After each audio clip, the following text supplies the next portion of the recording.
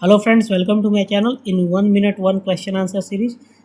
Our today's question is which filler material is most suitable for welding Inconel to carbon steel. So basically you have to weld Inconel to carbon steel and it is asking which electrode or filler material will be the most appropriate one.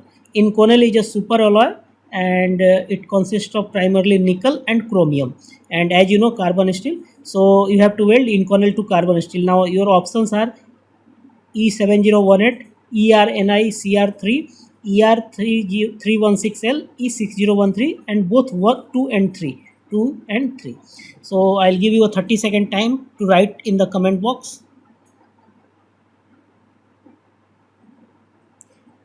So friends, okay, the correct answer is ERNICR3. For Inconel to carbon steel, ERNICR3, which is nickel based filler alloy, is the most appropriate one. See, somebody might think that SS electrode can also do well, but that is wrong. See, SS steel will not be appropriate for welding Inconel to carbon steel. So most appropriate electrode is ERNICR3. Friends, if you have still not joined my channel, please join it now, and please give your valuable feedback and suggestions about the quality and content of the video. Thank you very much.